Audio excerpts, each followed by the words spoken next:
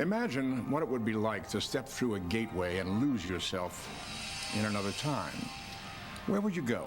The past or the future? Some of you might want to travel into the past, to be an eyewitness to history, or in some cases become involved in history by changing it. But by changing history, you inevitably change the future. Your goal might be lofty, like assassinating Adolf Hitler or saving the life of John F. Kennedy. But there's no way for you to know what repercussions your actions might have. What if another dictator, even more horrible, rose to power in Hitler's place? What if Kennedy lived only to start World War III with the Soviet Union? Even more frightening is the fact that even the simplest of actions, like stopping a woman from crossing the street at the wrong time, might erase the future and everything you know and love.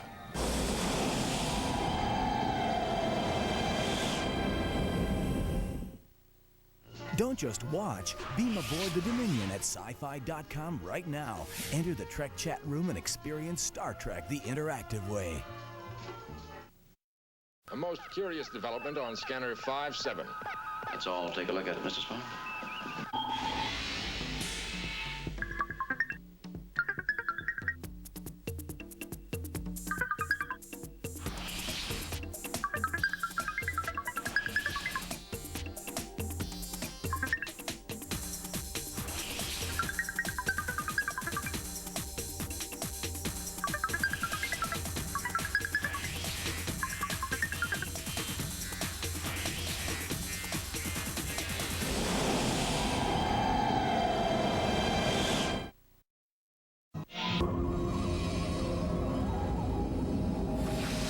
I'm Leonard Nimoy, and you're watching Star Trek on the Sci-Fi Channel.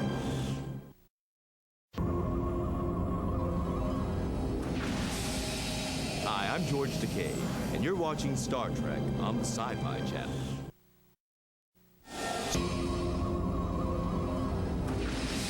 Hi, I'm Nichelle Nichols, and you're watching Star Trek on the Sci-Fi Channel.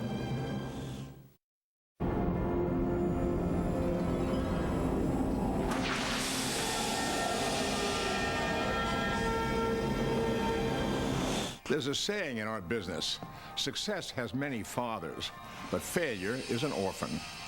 And that certainly applies to this episode. As conceived and originally written by award-winning science fiction writer Harlan Ellison, City on the Edge of Forever was already a great story. Gene Roddenberry and other Star Trek staff writers rewrote substantial portions of Harlan's script, making it fit the previously established Star Trek format for length and character.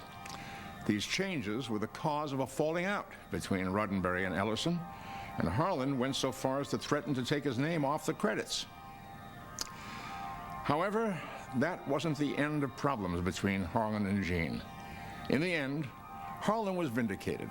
His original screenplay for City on the Edge of Forever went on to win the 1968 Hugo Award for the most outstanding script for a dramatic television series.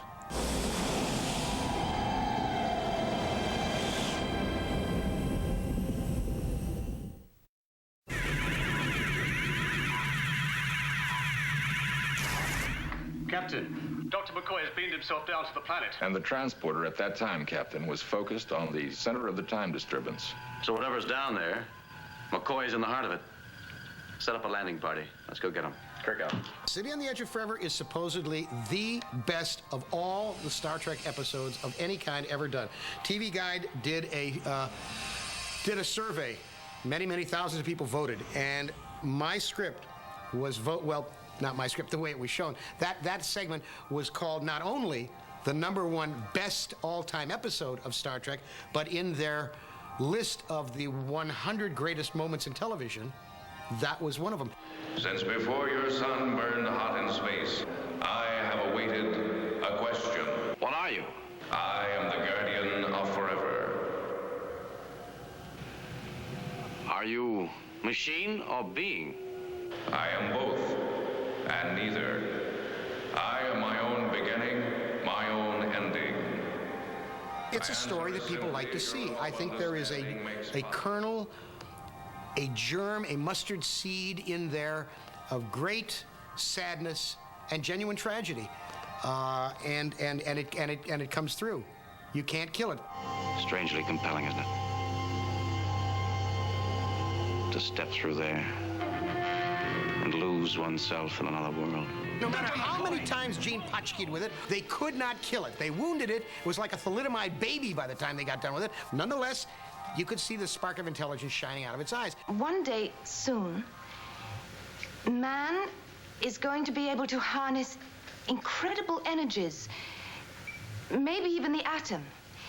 And the men that reach out into space will be able to find ways to feed the hungry millions of the world and to cure their diseases. Any depth, any subtlety that scripts had, not just mine, but everybody's, was inevitably leached out of them for the demon god television, which needs exploding heads every 5 minutes. It is very painful for writers who care about their work. If you don't give a damn, if you're doing it for the money, if you're just doing a job, doesn't matter. Take the money and you run, because they pay you very well. But if you care about what you write, then it is a constant and ongoing heartache. And when people ask me about Star Trek and why I seem unhappy about it, I'm unhappy because the show that was finally aired is about 1/100th of what was in that original script. All that you knew is gone. There's a lot of things I can't do, but I can write. And that script, whatever is left of it, was some of the best work I ever did.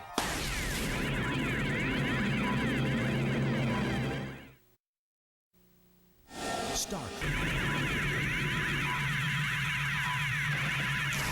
Suppose we discover that in order to set things straight again, Edith Keeler must die. In my script, in the end, Edith Keeler is about to be hit by the truck. She must be hit by a truck. She must die for time to be set back straight. How did she die? What day?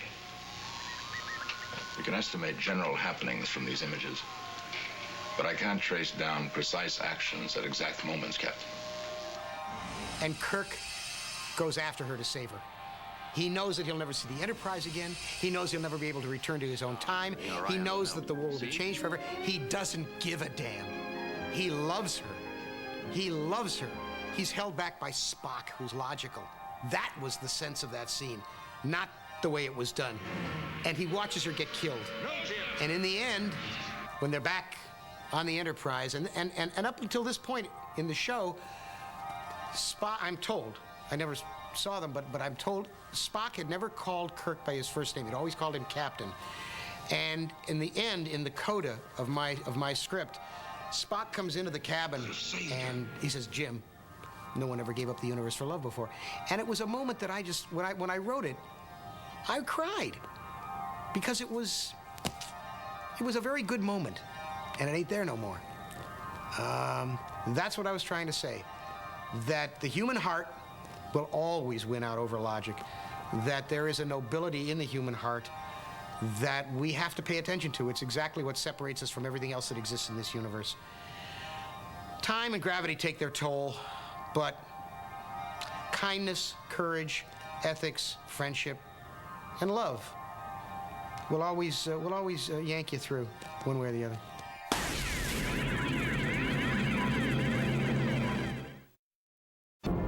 I'm a doctor, not an engineer. I'm a doctor, not an escalator. I'm a doctor, not a bricklayer. I'm a doctor, not a mechanic. I'm not a magician, Spock. Just an old country doctor. You're watching Star Trek on the Sci-Fi Channel.